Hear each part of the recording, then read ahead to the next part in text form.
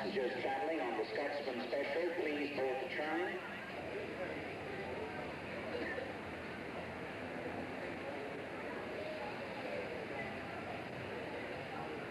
Ladies and gentlemen, those travelling, please board the train.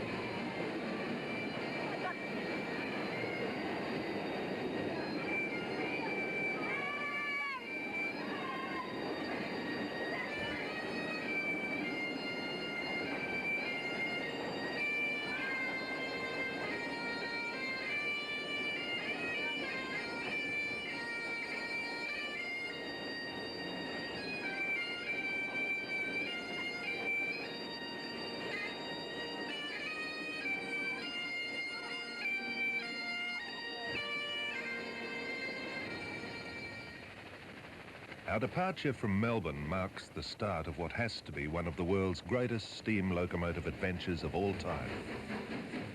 Because of the vast distances that will have to be covered to get to Australia's red heart and then return, this journey will take 1 month to complete. Our first leg will take us from Melbourne, in the south of the continent, to the rural town of Wagga Wagga in New South Wales. From here, we'll travel through rich grazing lands to parks in central western New South Wales. The third leg, from Parks to Broken Hill, will see the Scotsman break the world record for an uninterrupted run. From Broken Hill, we'll turn south again for the leg that gets us into the southern state of South Australia and the city of Port Augusta. Then comes the experience of a lifetime. From Port Augusta through the Red Heart, through the flowering desert to the geographic centre of Australia, Alice Springs. In all, we'll cover some 4,000 miles, travel through 4 Australian states and create a world record. So settle back and enjoy the experience.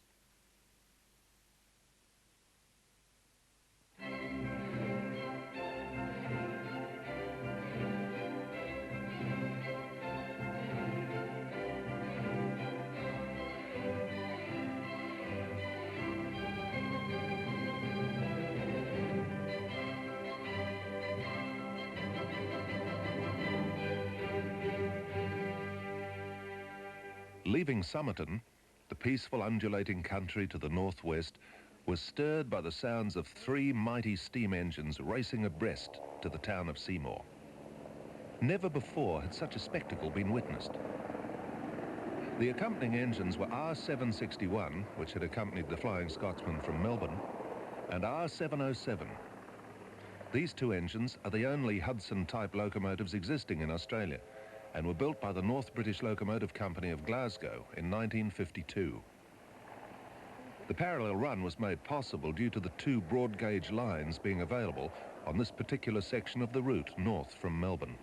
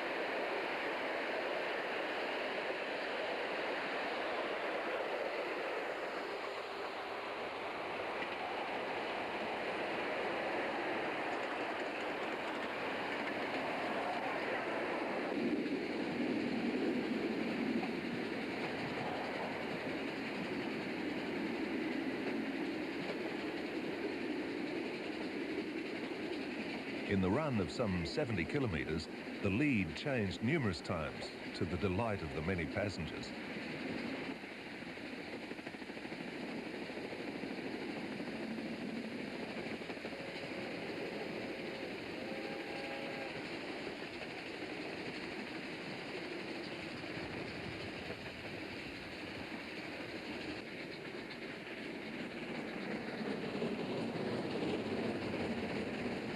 It was as though each train simply had to show off.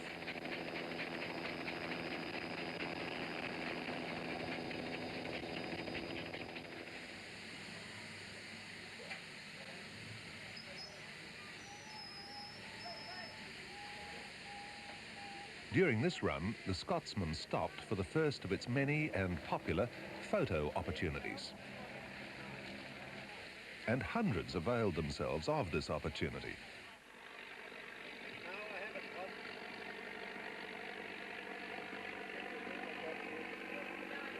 Before reboarding the Scotsman, the three mighty engines backed up to present the hundreds of photographers with a sight that will surely go down in the annals of steam history.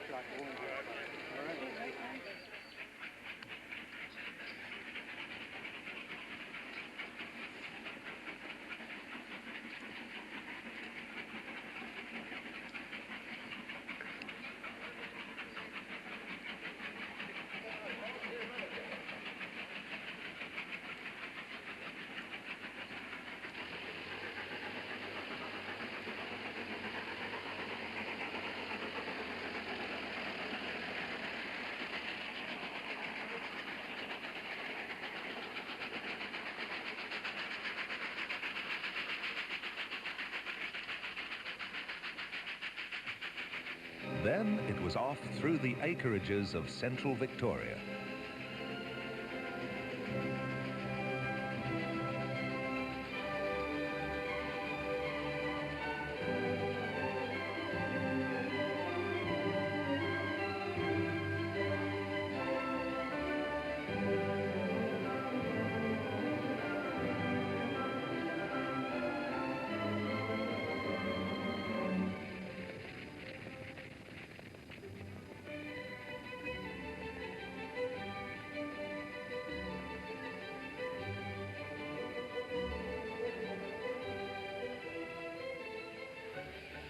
Seymour saw the end of the run by R707.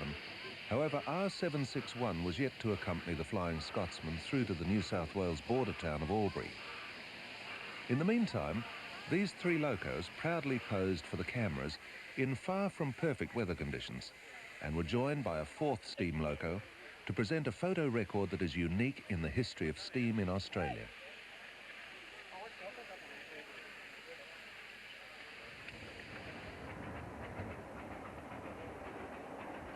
From Seymour, R761 and the Scotsman meandered apart for a time due to their routes on the different gauge lines. R761 on broad gauge, the Scotsman on standard. But when they came back together, what a sight.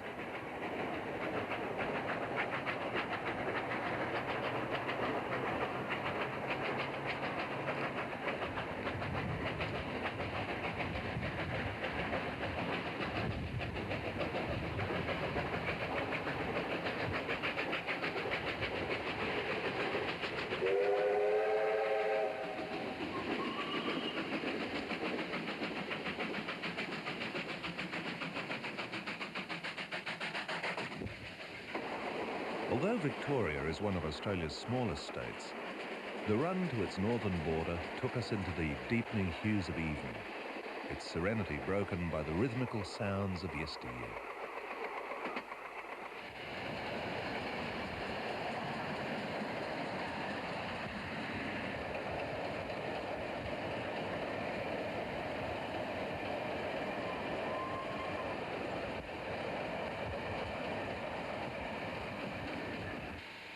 The city of Albury saw the end of the run by R761 due to the different line gauges that exist within the states of Australia.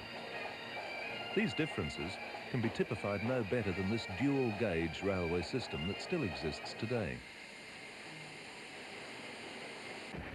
It was then back into the night for a solo run to the town of Wagga Wagga in New South Wales.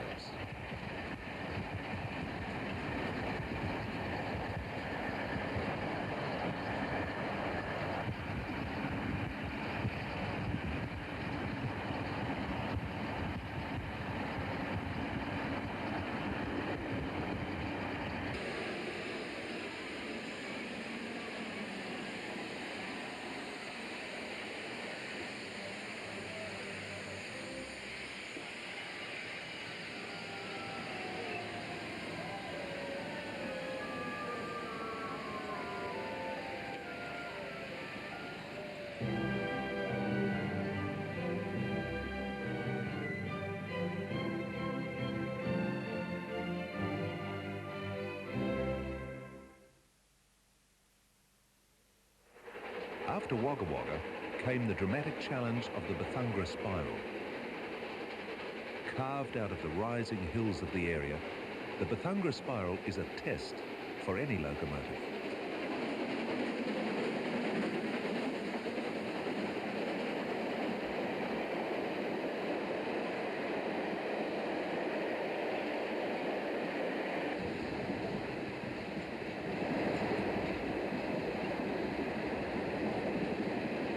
Been up this Bethungra Spiral with this locomotive now twice, and we've been down it twice. In some ways, going down it is much more frightening. It feels like you're dropping off the end of the earth, but of course going up it, of course it's a test again of the locomotive. It's not quite as severe as some of the other grades we've met. It's a 1 in 66 grade, but it does take 4 miles to cover about 1 mile in terms of distance.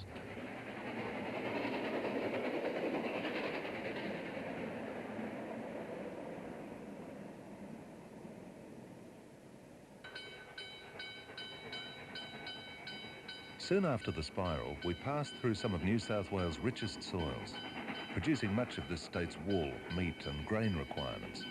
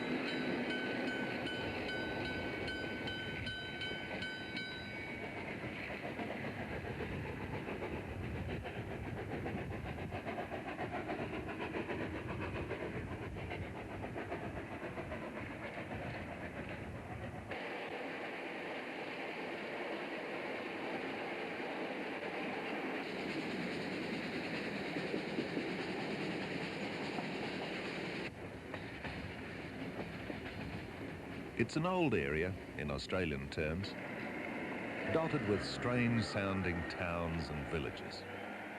Names like Cootamundra, Stocking Bingle, Bribberry, Bimby, and the thriving metropolis of Quandialla. If you think Quandialla doesn't look very busy here, you should see it on a quiet day. Luckily, Quandi, as it's known to the locals, had enjoyed good winter rains, and we were able to quench our engine's considerable thirst. Our own basic needs, too, were satisfied with simple country practicality.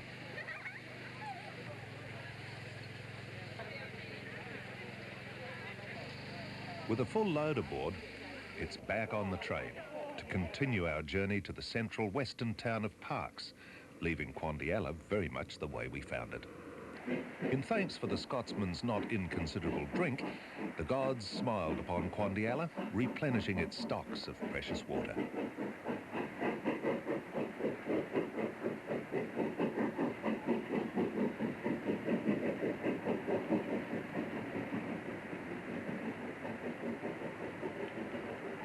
The rain also brought out the domesticity in many of our fellow travellers.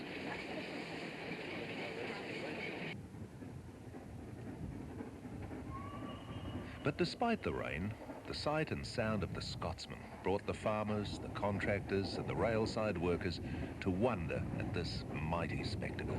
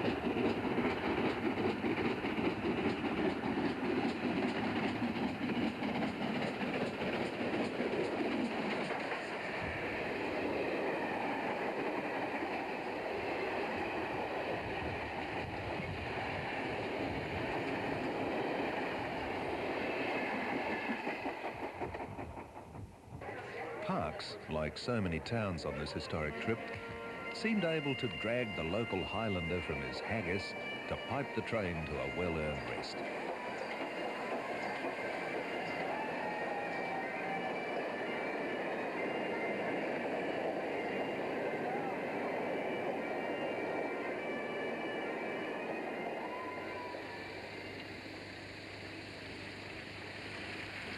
Whilst the paying passengers rested in the local hostelries, there was no rest for the crew. For tomorrow was to see the Scotsman attempt a world record run for a steam-powered locomotive. The record stood at a respectable 408 miles without a stop. Tomorrow's attempt to the silver city of Broken Hill would be over a distance of 428 miles, and much preparation was required if the attempt was to be successful. Through the night and the early morning, coal and water sufficient for the attempt was loaded aboard.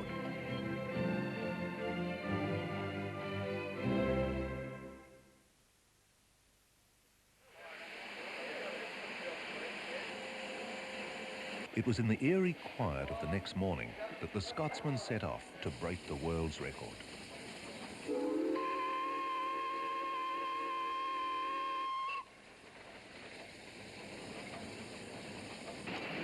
The coal, so carefully loaded, is systematically fed into the ever-hungry firebox.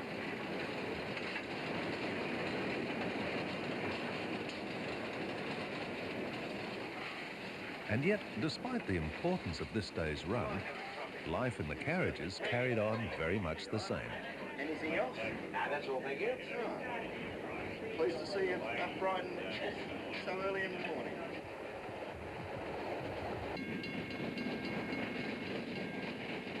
I'd already done 3 previous record-breaking runs in the United Kingdom between King's Cross and Edinburgh.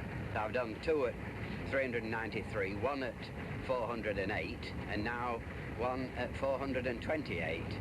But I think this has been the most exciting. The UK was a totally different business altogether, so far as coaling and watering was concerned. Now, watering in the United Kingdom at one time was a simple process with steam engines. In between the railway lines and on the tracks at strategic places was a trough containing water, and it was roughly about half a mile long. And on the locomotive tender is a scoop which drops down into the pan, and at the force of the water coming in as the locomotive goes forward forces the water up the scoop and into the tender. So locomotive can take water as they're going along. Now here in Australia, you've no such things, and so water has to be carried in water carriers, which you call gins, but no tonics. And these were attached to the locomotive, and 3 of them on this occasion, each holding 10,000 gallons of water. So there was plenty of water to do the non-stop run. I've looked after the steam locomotive Flying Scotsman since 1963, when Alan Pegler first purchased it from British Rail, until 1985, when I retired. And it's had a variety of people, both mechanical and in the administration and driving, looking after it. But I think the present crew, Roland and Dave Rollins with his friends back home who keep coming out and going back again, I think it's the best crew that it's ever had looking after it. Certainly they achieved fantastic things with it.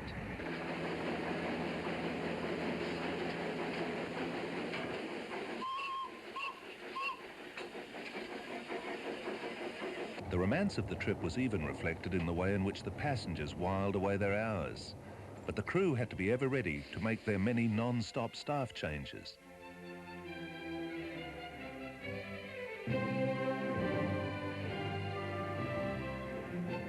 Much of the area travelled through is normally a hard, dry desert. Towns such as Menindee are exceptions, in that they have recreational facilities, including a grand lake on which the locals can water ski. Such a lake in the middle of the Australian desert is a most unusual sight.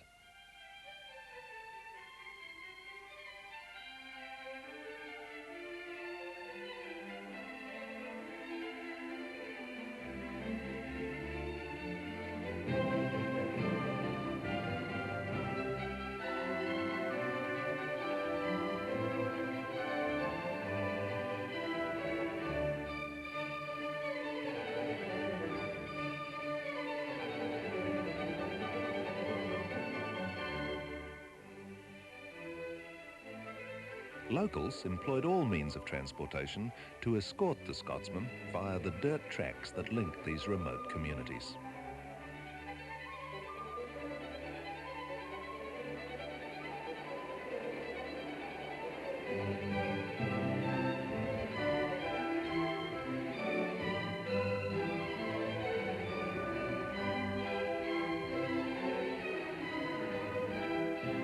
The record-breaking run ended successfully at the famous silver mining town of Broken Hill in far western New South Wales, close to the South Australian border. It's a large town, and the progress of the Scotsman to the town's railway station took considerable time.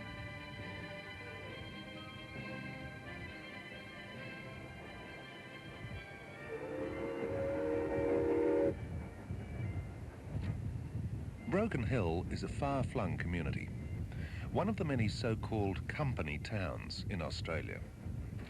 It depends almost entirely upon the mining industry for its survival.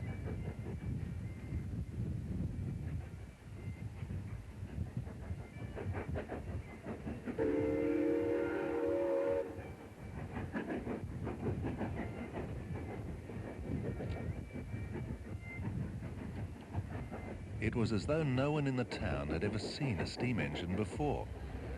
And yet, it was only a generation ago that steam was the common form of locomotion to and from this mining area.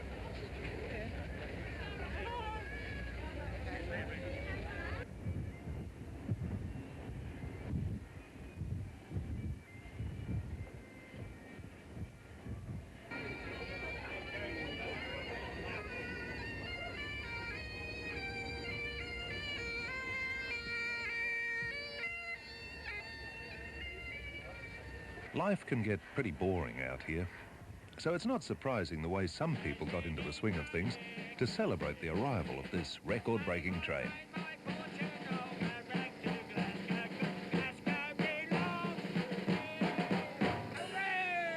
The locomotive has performed perfectly, no problems on the train.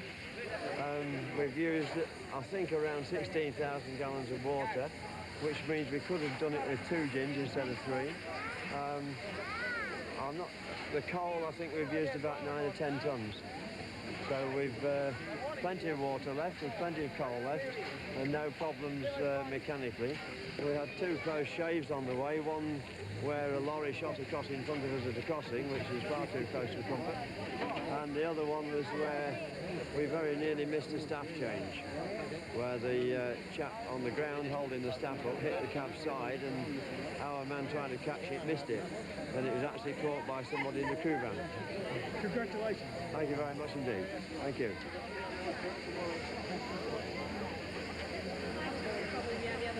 Hold on, mate. To understand the absolute closeness of the near miss with the truck that Roland referred to, look closely at the centre left of screen. There are just 2.5 seconds between the truck and the train as they cross, a very near disaster. But the celebration dinner was far from a disaster.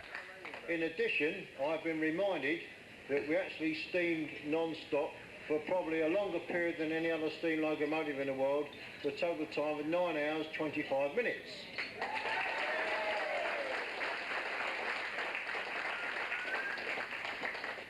And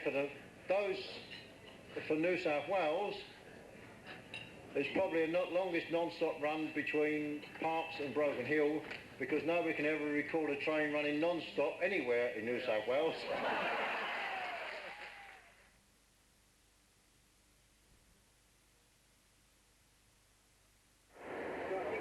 Although Broken Hill was the site for a lay day, many of the passengers still find time to assist the crew in sprucing up the old girl for the next leg of the journey, down to the South Australian coastal town of Port Augusta.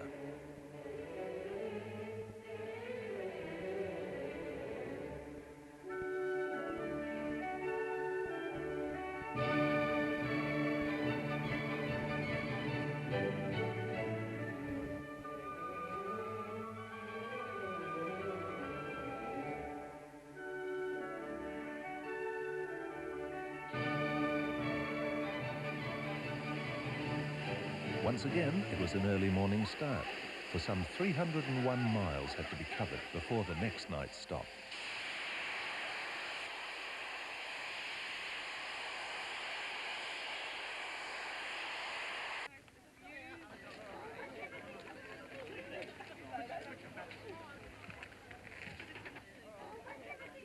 It was nice to know that as we were getting ourselves and our belongings on board, that almost as many people had turned up in near freezing temperatures to farewell the Scotsman as had arrived to welcome her.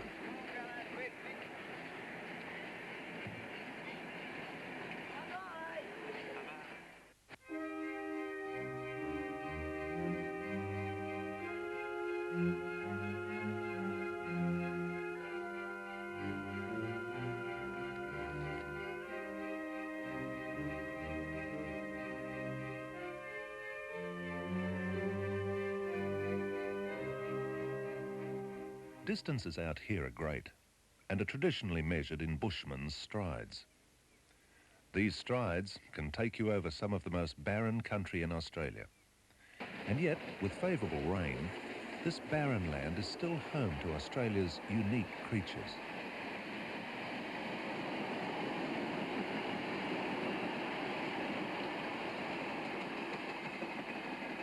On this journey, the age difference of passengers was as varied as their reasons for going on it.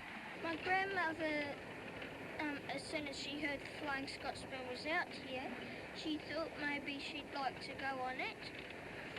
And she's deaf, so she thought maybe I could come along and be her ears. I'm missing 2 weeks off school because of this trip. And I think it's probably better education being on this trip. Much better.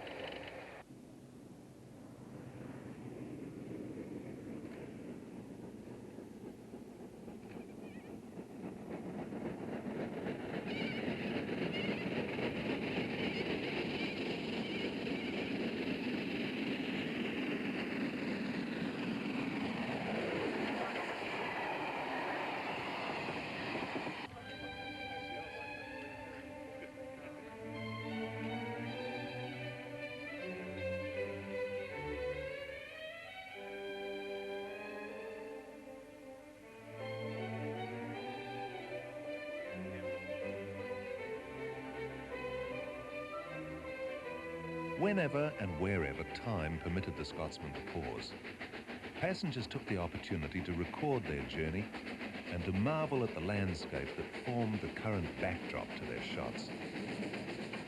The many train chasers also took these opportunities to add yet more to the compilation of their home videos.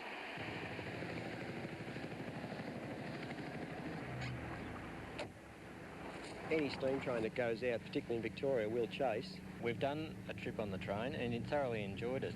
And we've chose mainly the road trip this time because we weren't able to go right through to Alice Springs. Yeah, well, we use a VHS machine, and it's mostly just for ourselves. We do a little bit of editing to edit out the rough stuff and whatnot, and we keep all the good bits for ourselves and tack it all together and watch it later on, generally just for our own enjoyment or perhaps a couple of mates, you know. As we approached the South Australian coastline, we saw the arrival of all major media via all means of transport. Such was the universal interest in this historic undertaking.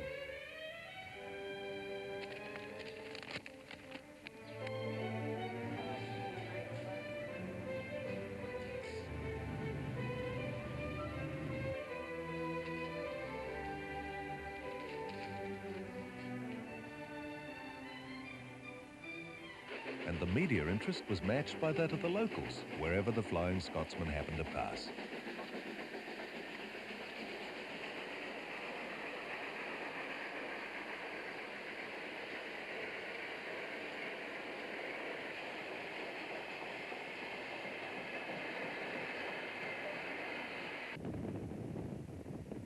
But from Peterborough, there was still some 118 miles to travel before the next night's rest.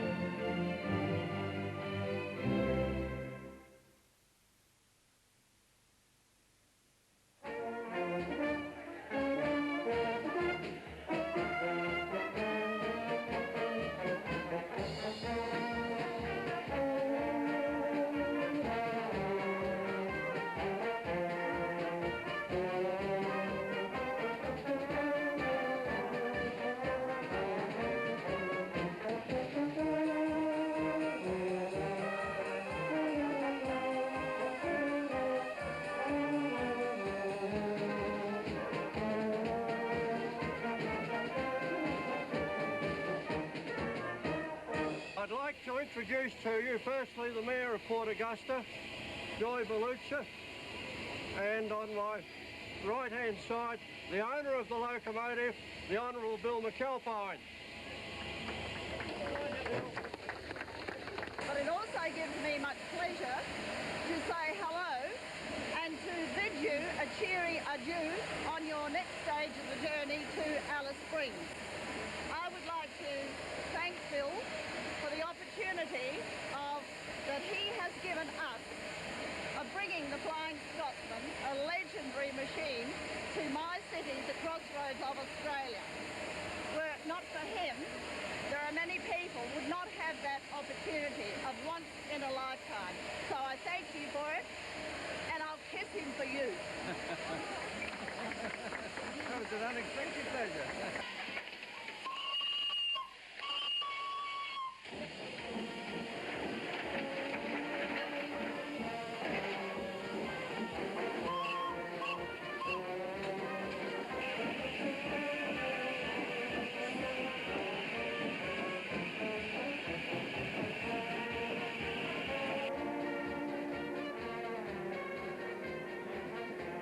The regulations governing railway vehicles in Australia defy all logic.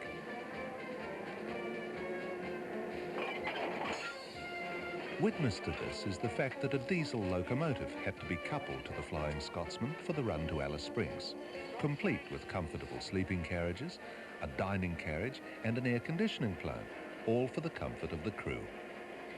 However, the Scotsman carried on as though all these modern conveniences did not exist.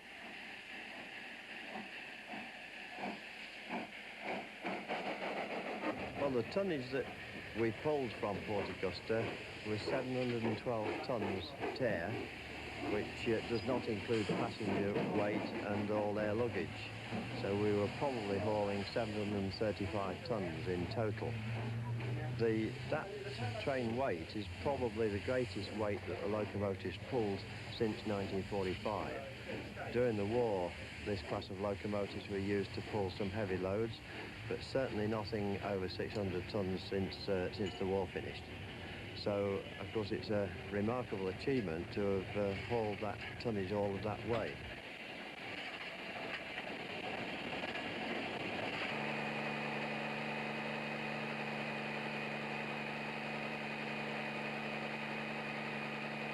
The idea came that when we were going to bring the engine out, once that was settled, that it should visit everywhere that it could. And again, with a few people just talking about the concept of where we're going to run the engine, it came up that Alice Springs had never been visited by a steam loco on the standard gauge. Other engines had been to other states, but never to Alice Springs, so therefore it was logical that Scotsman would go to Alice Springs. Well, the Flying Scotsman has got an aura about it, I guess. You read about the wonderful things that's happened way back in the 1920s, broke speed records and things. Well, to ride behind the Flying Scotsman on a trip like this, it's something I think memorable for everybody. It's a wonderful feeling, I think, to be able to say, I was on the Flying Scotsman when it was in Australia, because it's only going to be here this once. Oh, it's marvellous, absolutely wonderful to see the colours, things that we've seen in photographs, and, you know, I always thought that's just exaggerated. It's not. The colours there, the reds there, and, oh, it's marvellous. Even the barrenness that we're looking at now, it's fascinating, everything about it. To keep to schedule over this long leg, there were no stops for lunch. Besides, pre-trip planning exposed the fact that there was literally no town or community on this leg that would be capable of serving a meal, no matter how basic. Despite the recent rains, the Red Centre lived up to its title.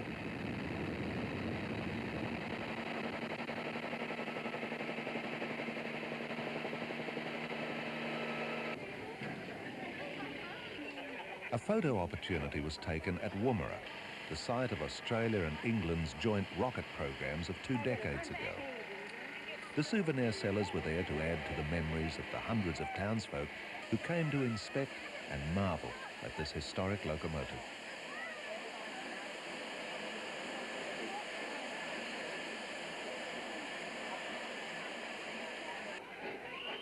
And then, once more, we were back on the rails.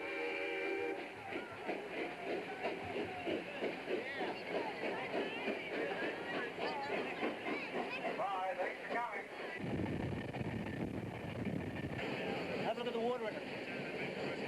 That was dry last beginning of this year.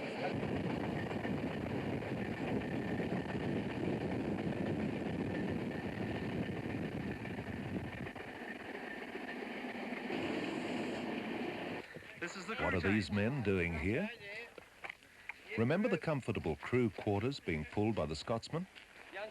Well, this was the next government crew to be rostered onto the arduous task of surviving in that cushy environment.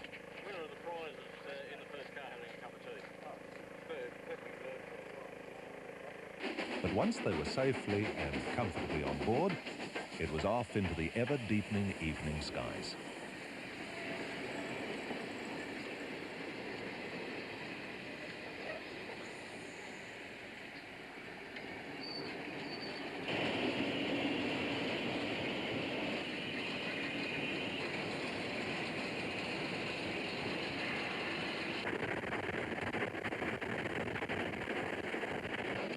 Whilst it may well have been warm up front, it was far from warm back in the carriages.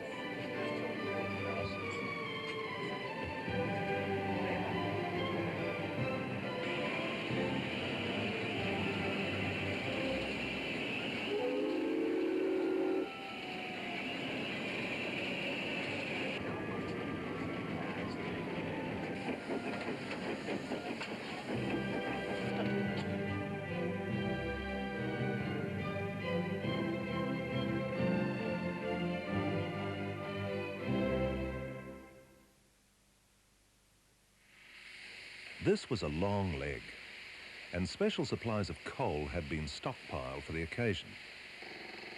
Water, however, was a different matter, and to fill the Scotsman, one town was virtually depleted of its entire supply of treated non-mineral water.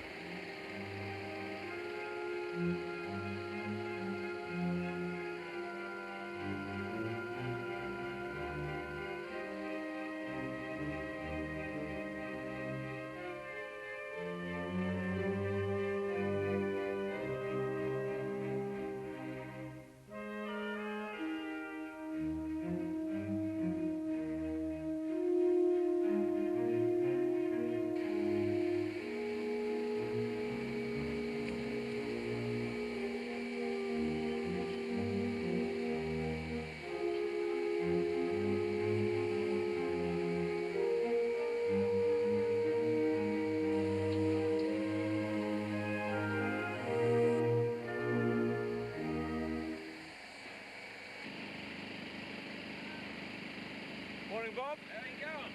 Bloody cold.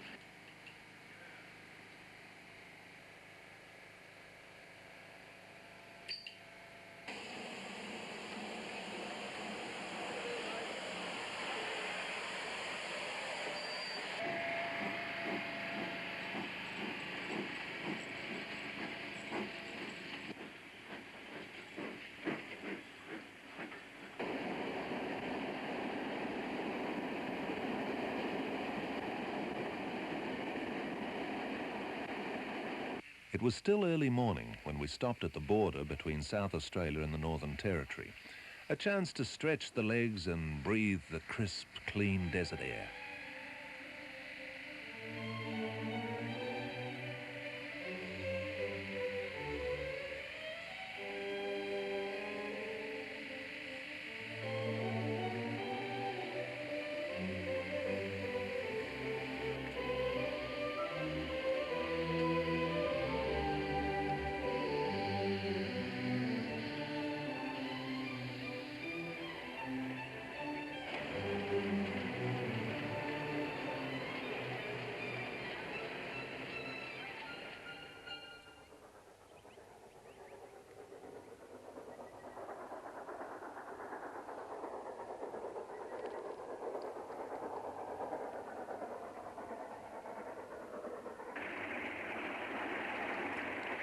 Some of the rivers shown on maps are nothing but dry beds for years at a time.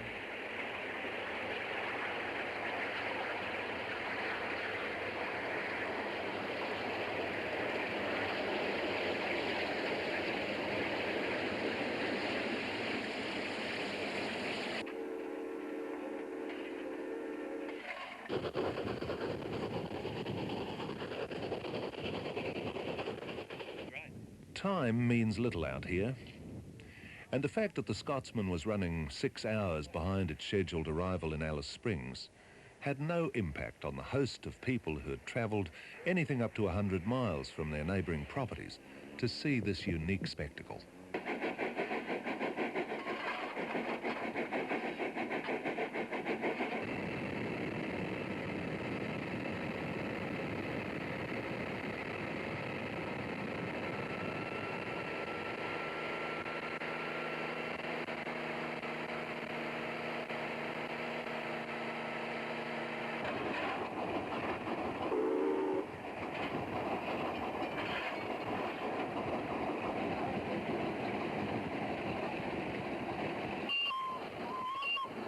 Our first glimpse of civilization was the encounter with another old lady of the rails, just short of Alice Springs.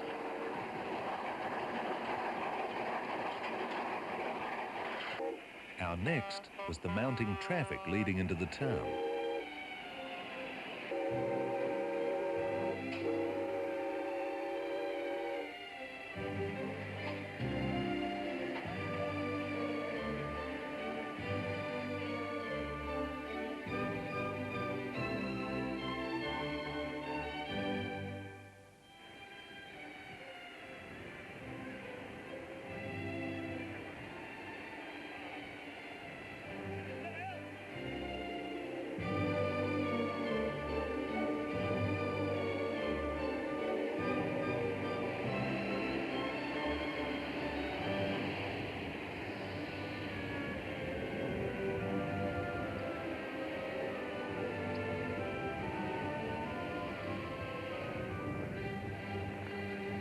With the twist through Heavy Tree Gap, the excitement mounted until we finally sighted the massive turnout estimated at in excess of 10,000 people, nearly half the town's population.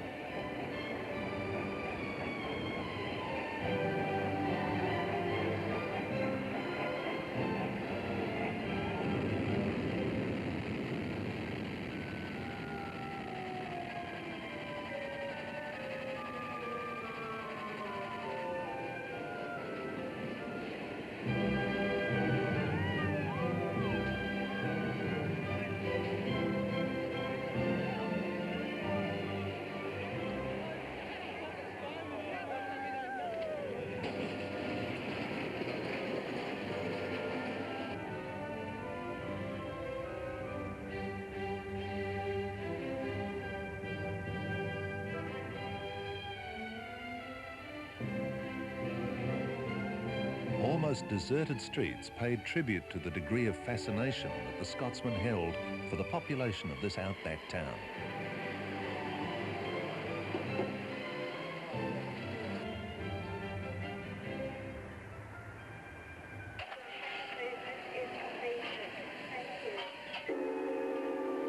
Alice Springs couldn't find a piper, but they could find the next best thing, a local politician.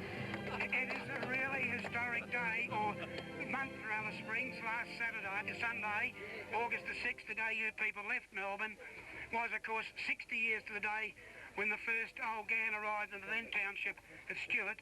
Could I now present to Mr McAlpine on behalf of the Northern Territory Government and our people a Northern Territory flag. Thank you.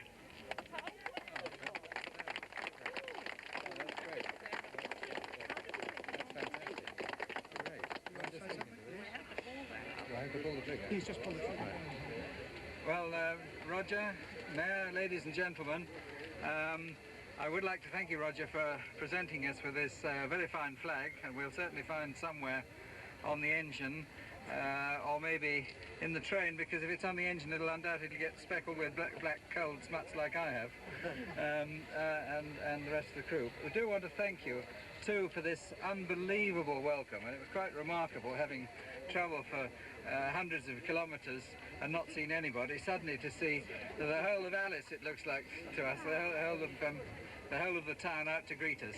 And I do want to thank you on behalf of myself, my wife, the whole of the crew, everybody associated with, and I believe all the passengers on the train.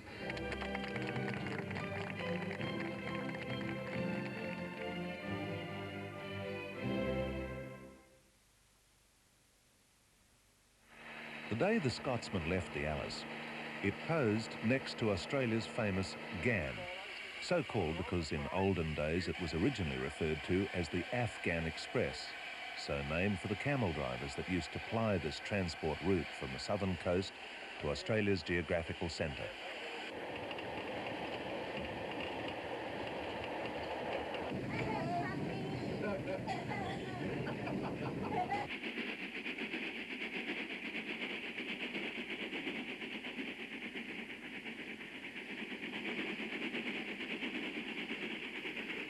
From Alice, we retraced our steps of the last few weeks, back through the unique colours of the Australian desert.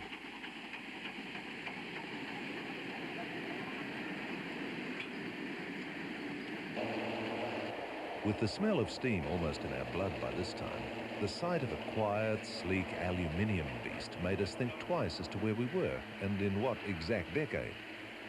The juxtaposition was quite startling.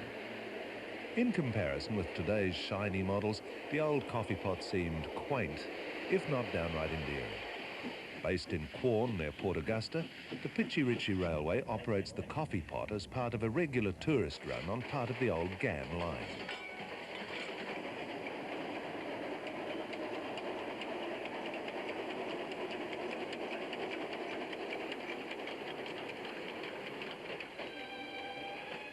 And along with the memory of Pitchy Ritchie came the unforgettable sights, sounds and smells of that unique Australian bush tucker. The roasts of kangaroo, mutton, rabbit and goat. The damper, hot and appealing, straight from the Dutch oven. And the dozens of other uniquely Australian tastes that came out of that wondrous pit.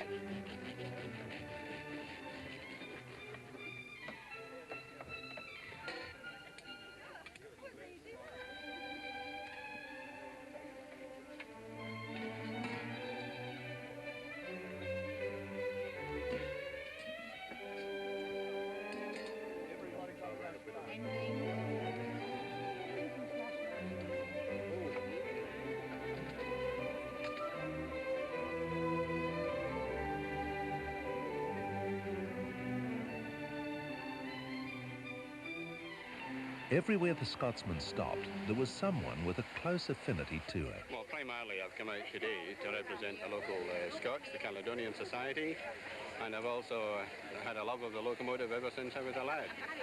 I had one as a Hornby toy and have travelled in it on a few occasions in the UK and thoroughly enjoyed the trips each time.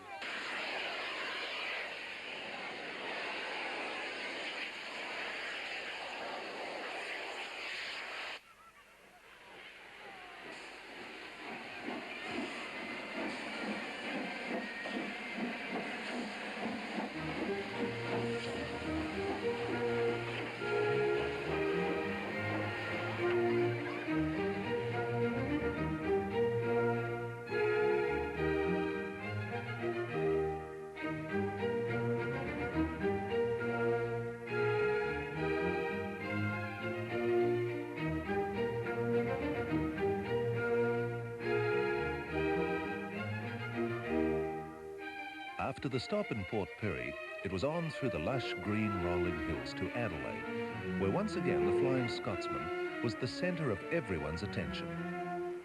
Well, it's a great thrill to see this locomotive here, and to see it actually here in Adelaide is a great accomplishment for everyone concerned. It certainly is popular, and there are a lot of people, apart from the 4,500 people travelling on it, I'd say there are another 20,000 out looking at it.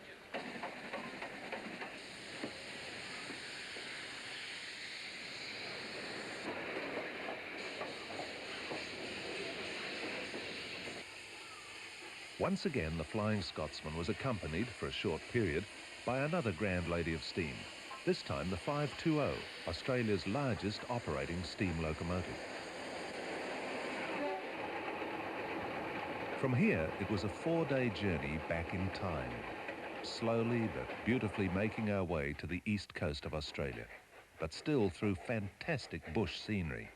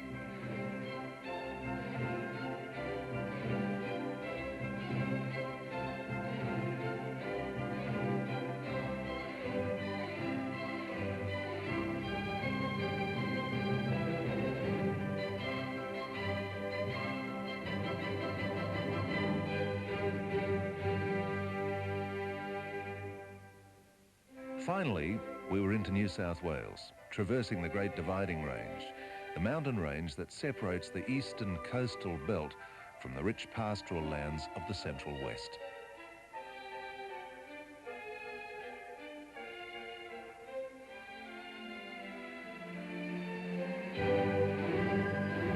This run included glimpses of the viaducts that make up part of the Zigzag Railway, another of the important projects controlled by railway preservation societies within Australia.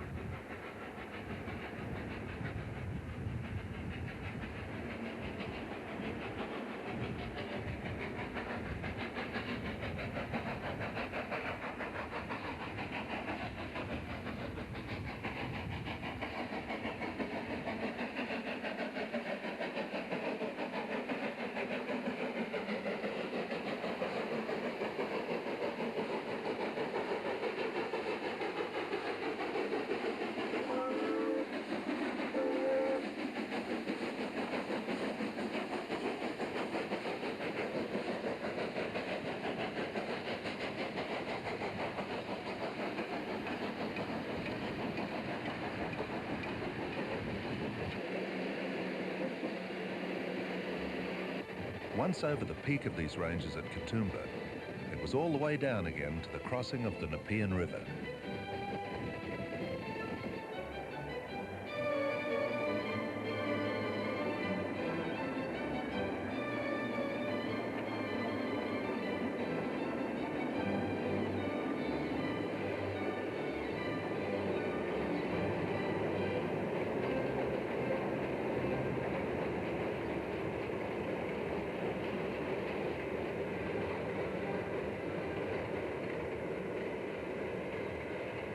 And from here, it was through the outlying suburbs, on to our final and quite emotional approach. And to the best of your health. Hey! To the ultimate destination, Central Sydney's Mortuary Station.